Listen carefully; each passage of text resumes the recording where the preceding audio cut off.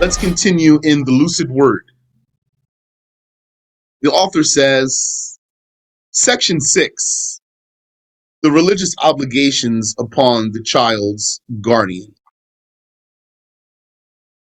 As for this chapter being about the child's guardian, or let me say, as for this heading here being about the child's guardian, that's because that's what most of this information is.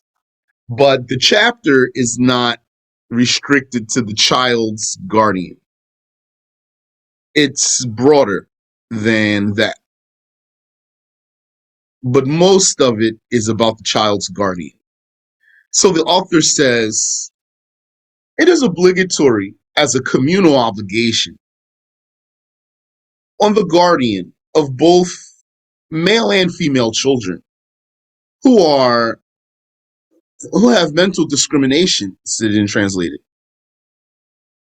Both male and female children who have mental discrimination, or who are mentally discriminate, or who have mental discerning. So they just sufficed here with mumayyiz. That's not going to be understood though. And then they explained meaning of mumayyiz. So mumayyiz, it means someone who tells the difference between things in a literal sense. So we're saying mental discrimination, mental discerning. So who's that? The child who has the capacity to reason and discern, and understands when addressed and responds adequately. Unless this is the translation here. Let me see something here. Now I'm looking at our other translation of Al-Qawl Al-Jaliyy. You know, we have two of those. Let me see if I can share both of those with you easily. So here's our other translation of Al-Qawl Al-Jaliyy. Obligations of the guardian. So now I don't have the Arabic text in front of me. I could pull that up too. So I just want to see what's going on here. فصل فيما يجب على أولياء الصبيان والصبيات.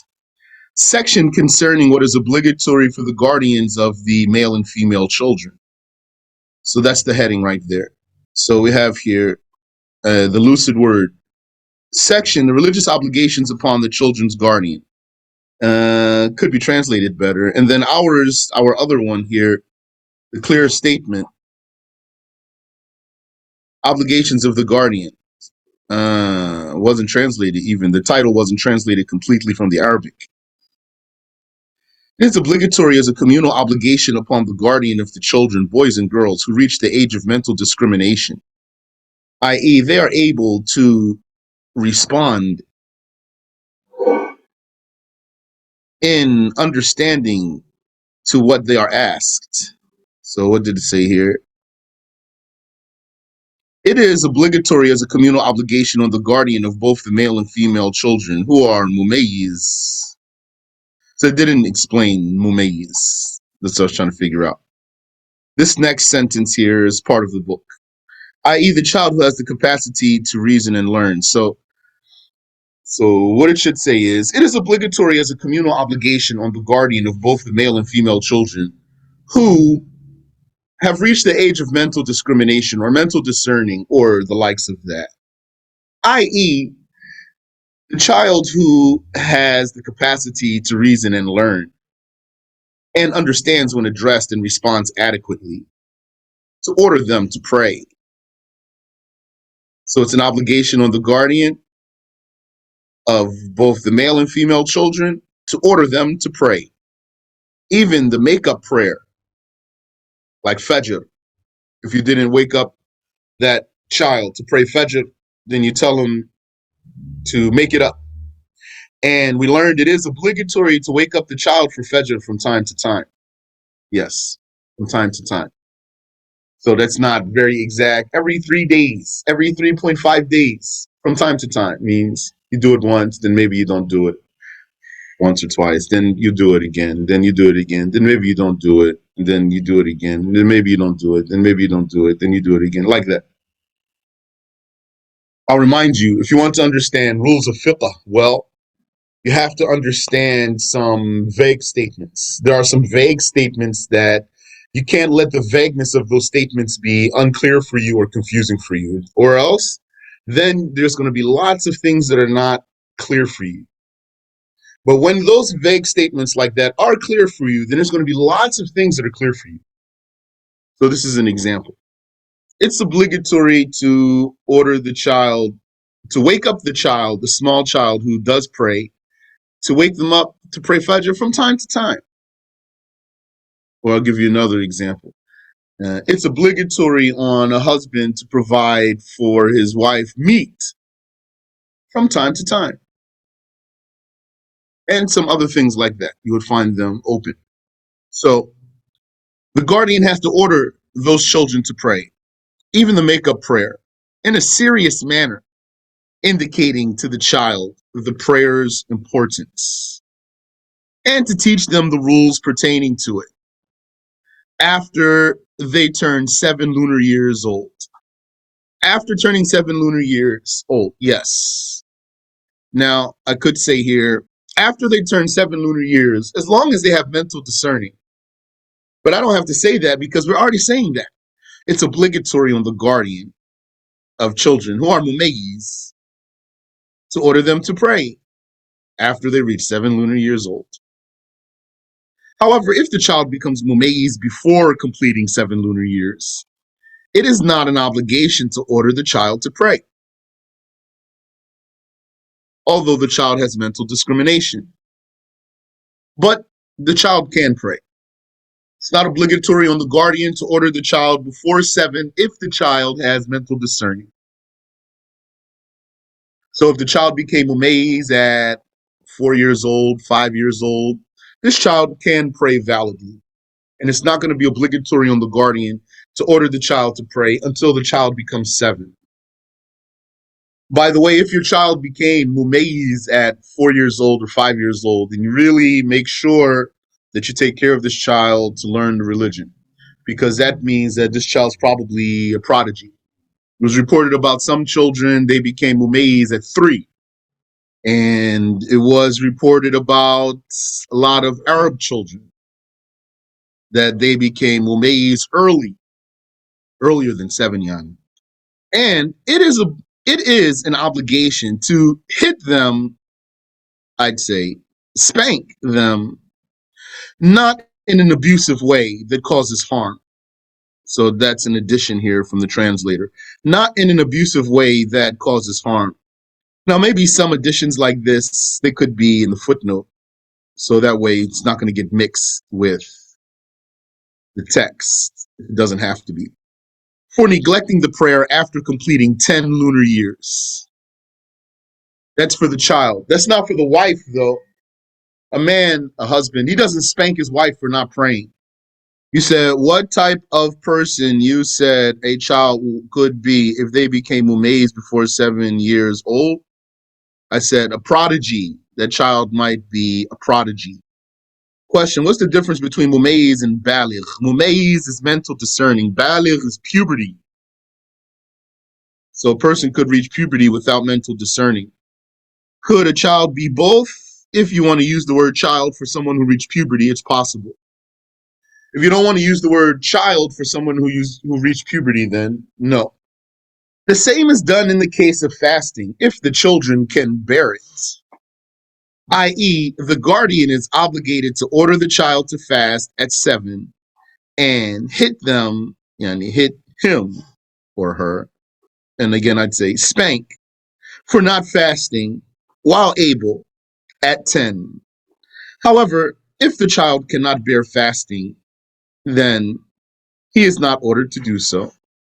It is also an obligation on the guardian to teach the mumayyiz children, the mentally discriminate children, males and females, the fundamental essential matters of the belief.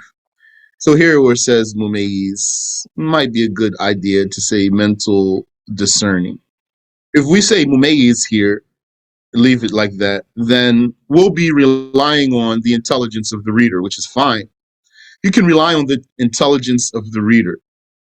because we're saying mumayyiz, mumayyiz, mumayyiz.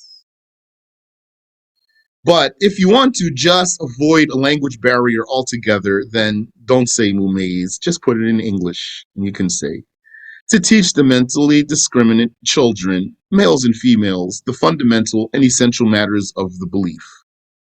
Question, so accountability is based on reaching both conditions? Not at all. Oh, okay. Yes, yes, yes, yes, yes, yes. The answer is yes. Because if you're a sane adult, that means you're mumayyiz. You are mumayyiz right now asking me this question. Although you're an adult, and I'm mumayyiz giving you this lesson. So there comes a time when a child becomes mentally discriminate, like an adult becomes mentally discriminate. It doesn't mean that this child has all the mental capacity of an adult, but now this child, though, can think and process and understand. So that's being mumayyiz. Could even be slow. Maybe that child became mumayyiz 9 years old. So it means he's slow then. Still mumayyiz, though.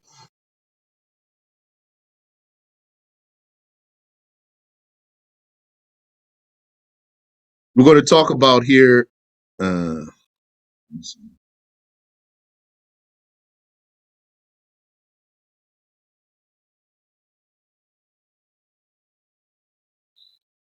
mumayyiz child. How are you going to know the child is mumayyiz? By testing the child.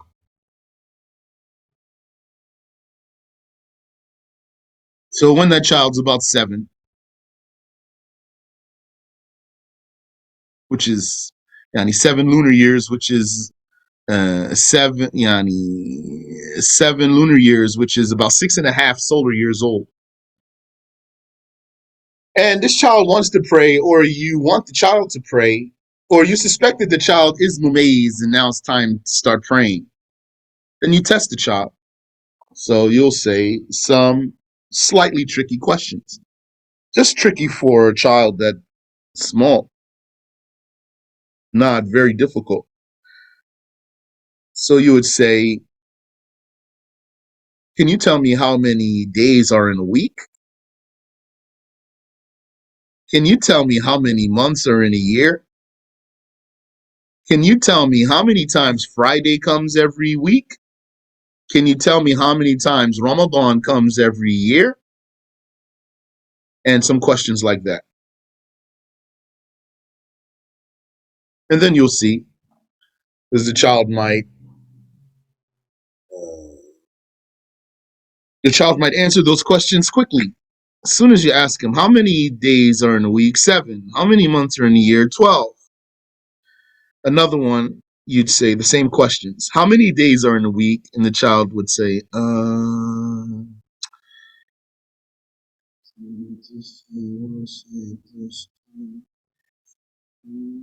Saturday, 7. Okay. Or another one might get the answer wrong. How many days are in a week? 4. You want to try again? Tuesday, Wednesday, Saturday. 5? No, that's not right. And like this, then ask them another question, another question, another question, 2, 3, 4 questions. And then, so if they get all the questions wrong, you'll say, don't pray yet. Because we want to be able to be sure that you can keep track of your rak'ahs in each prayer, and you know which prayer you're praying and what you're doing in each move of the prayer. So that's what it means to be mumayyiz. So is being mumayyiz part of being accountable? Yes, it is. Because if you reach puberty and you're not mumayyiz, that basically means you're crazy. That's why in the books of the scholars, when they talk about tamyiz being a condition for the validity of something, وَشَرْطُهَا tamyiz, The condition of such and such is tamyiz, mental discrimination. They're not talking about children in particular. Okay. So it is also an obligation on the guardian to teach the mentally discriminant children, comma, males and females, the fundamental and essential matters of the belief, such as the existence of Allah, capital E,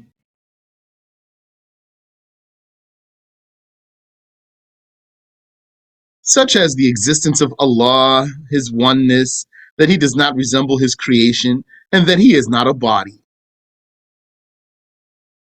The guardian, let me say the guardian here, that's the father, and anyone like the father, the mother, the grandparent, or anyone who's in their place. The guardian teaches the child that Muhammad, may Allah raise his rank, is the messenger of Allah, that he was truthful in all that he conveyed from Allah, that he was the last of the prophets, and that he received the Quran from Allah. He, the guardian, must also teach him, the child, that Allah created angels and that he will annihilate the earth and what is on it.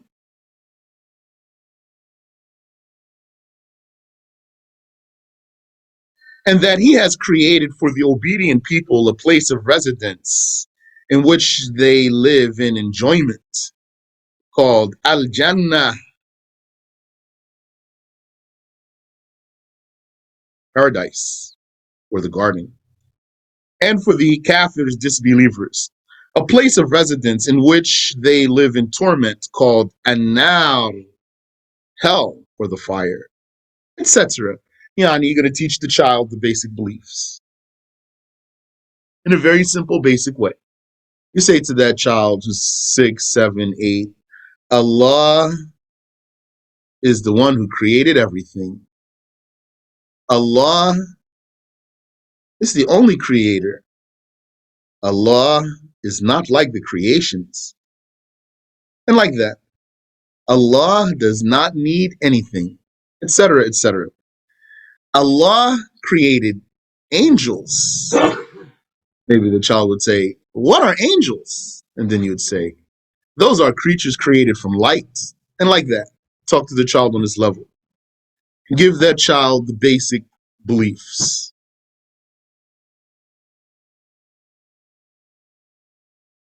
And the guardian must also teach the mumayyiz child the rules of the religion, i.e., this is an obligation, such as the 5 prayers and fasting Ramadan. And this is unlawful, like stealing, lying, fornication, sodomy, gossip, and talebearing. So it says here, even while joking. So it looks like that's not part of the original book. Lying, even while joking. And to teach them that using the siwak and the congregational prayer are religiously encouraged, and other similar matters. It is obligatory on the Muslim rulers. So here, this is where the Shaykh stops talking about the parents or the guardians of the children in particular. Why does he talk about the Muslim rulers here? Because they are guardians too. They're general guardians for all the Muslims. It is obligatory on the Muslim rulers, i.e., the caliph or his deputy, to execute the one who neglects the prayer. Not to use execute, good. He is executed after warning him that he will be killed if he neglects praying until the primary time of prayer and its secondary time expires.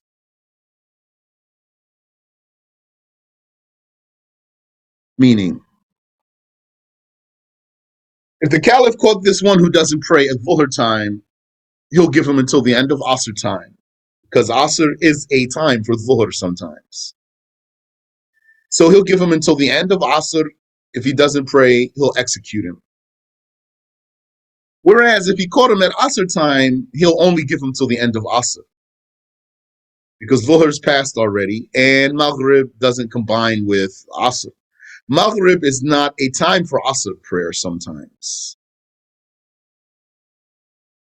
And so if he caught him at Maghrib time, he will give him until the end of Isha time. Whereas if he caught him at Isha time, he'll still only give him till the end of Isha time. Question: how would you approach the subject of teaching about sodomy and fornication with a child? Isn't this a more advanced matter of understanding? No, it's easy. You say sodomy is when someone puts his penis into the other person's anus.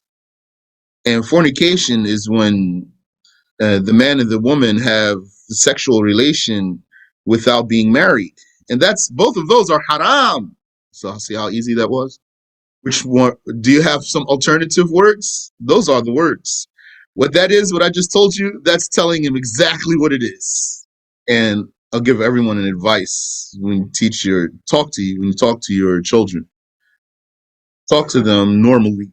Talk to them with proper speech. So they'll grow up like that. If you want them to. You want them to grow up like some people who don't speak well, then you'll talk to them in not a good way. But this approach is the same approach we take for all the Muslims. Yeah, and you're going to teach the child that, as long as he understands what those words mean. And that's important too, because when you teach him that, then he's going to know. So now he knows. Even those Muslim children, they have more knowledge than the Kafir children, because they get taught. They get taught what matters too. So this one who abandons the prayer will be executed for neglecting the prayer. As it's worded here, it says, if they neglect praying until the primary time of prayer and its secondary time expires, provided there is such a period for that neglected prayer. So Fajr doesn't have such a secondary time. This is the judgment if one neglected the prayer out of laziness or lack of concern,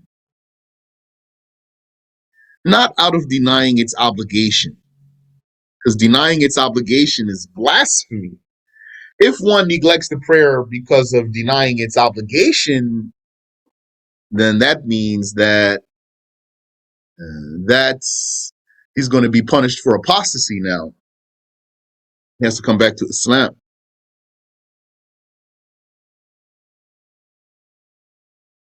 This punishment is fulfilled if that person does not repent by starting to pray before getting killed, or if you want, before being executed.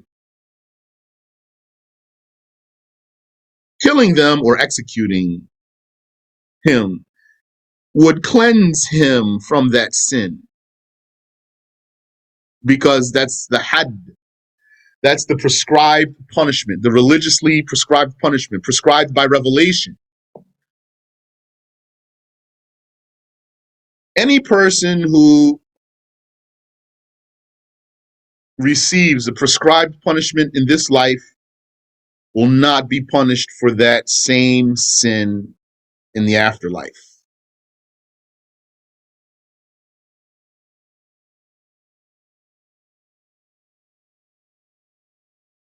This person, i.e., the person who neglected praying out of laziness,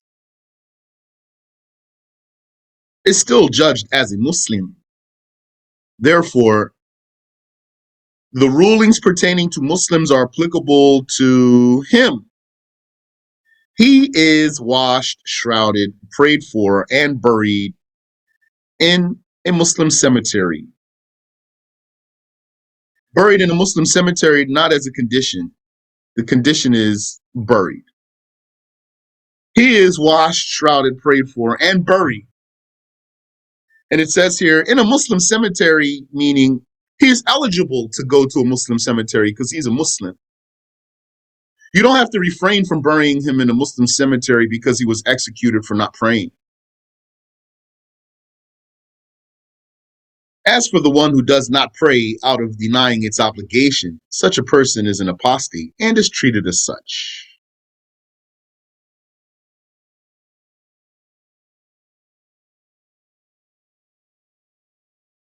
Can you find proof in the Quran for what, Habibi?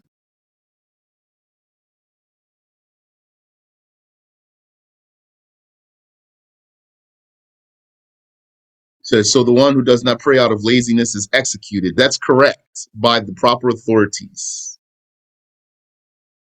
The reasons for prescribed punishment are known. Assalamu alaikum, Shaykh. So if you interrupt me though.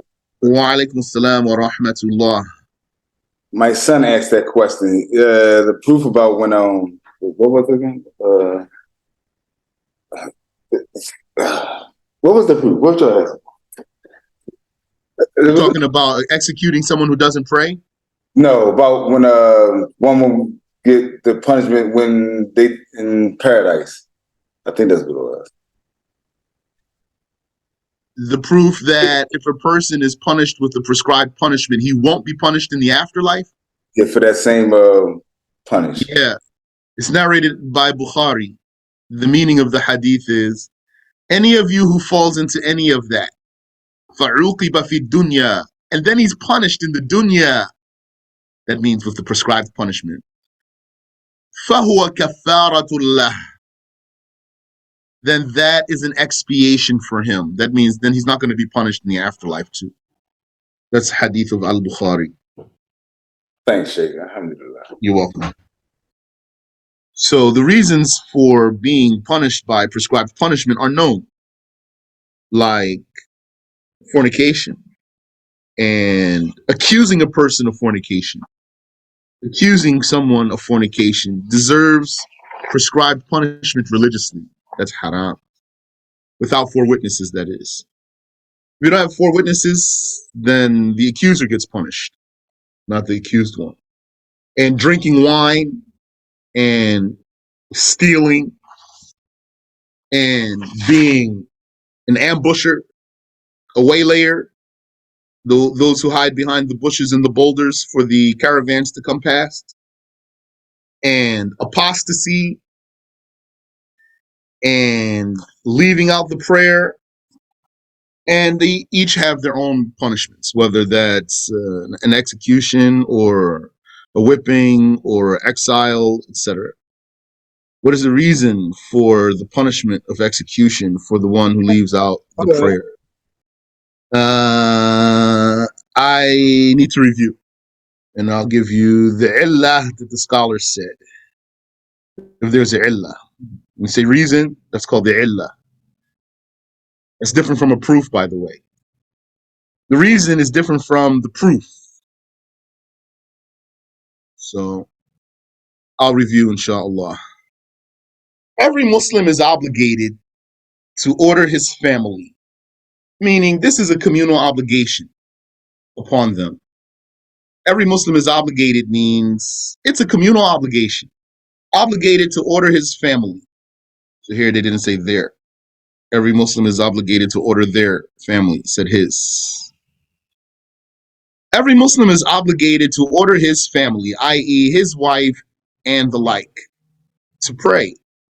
After teaching them, the family, the rules of prayer himself, or arranging for someone else to do so. And it is an obligation to order whomever else he can order to pray, if they do not pray. So if they do pray, then you don't have to order them. So what that's going to look like, that's going to look like the husband, he's going to say to his wife, Habibati, did you pray? And the wife's going to say to her husband, Habibi, did you pray? And like that, each one's going to say to the other one, Dad, did you pray? Son, did you pray? Etc.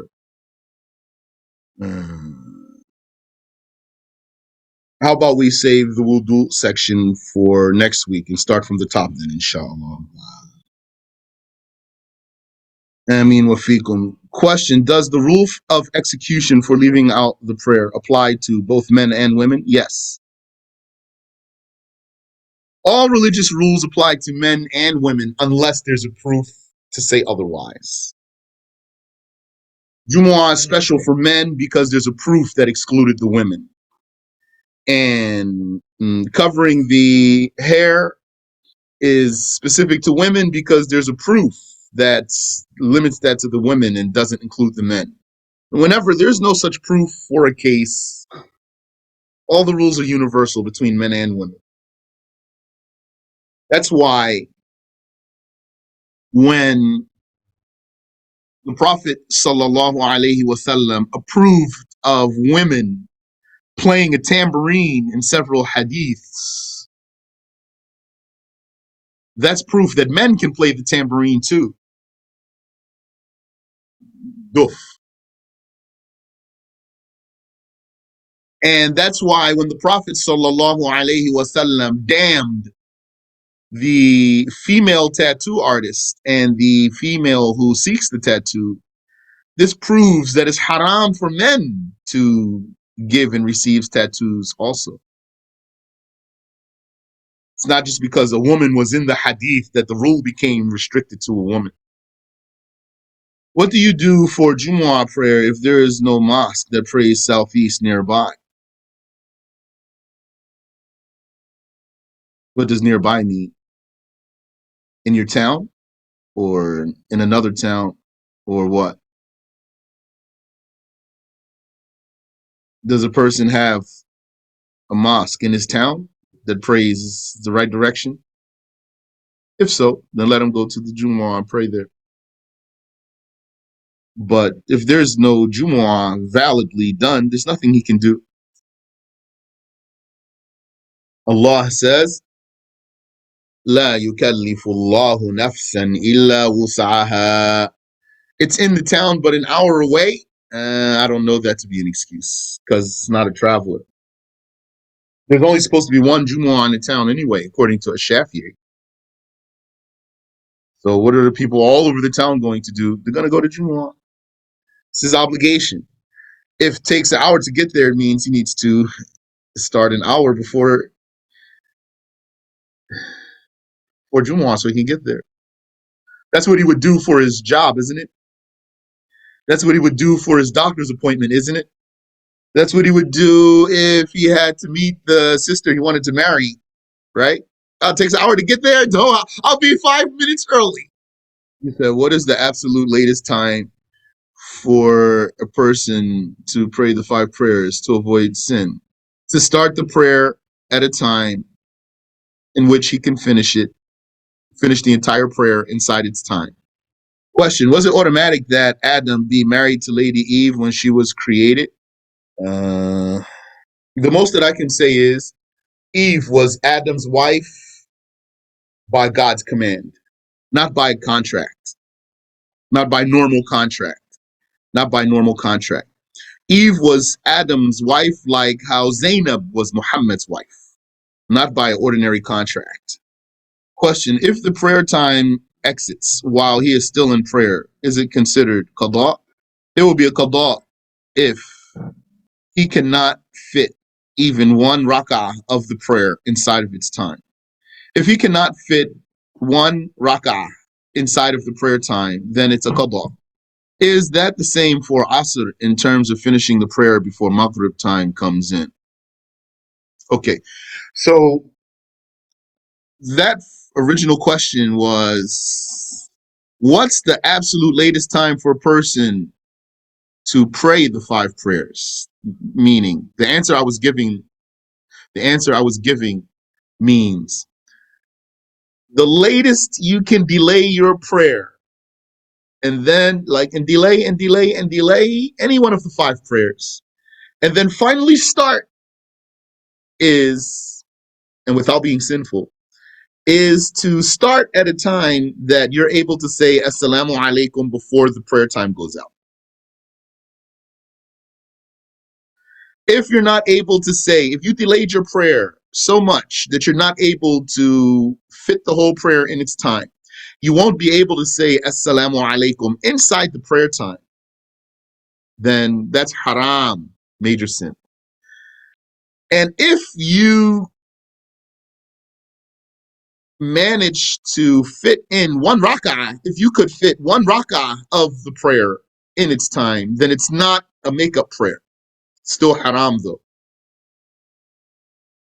But if you cannot even fit one rak'ah inside its time, then that's a makeup prayer. Amin wa fikum. Question: will the Mahdi be applying the rules as you have prescribed them, executing a person for not praying? Meaning, is he a caliph? Yeah, he certainly will be a caliph. Absolutely. If he's a mujtahid, then he'll be going by his own ijtihad. If he's a follower of one of the four schools, then he'll apply whatever school he's following. Any other question?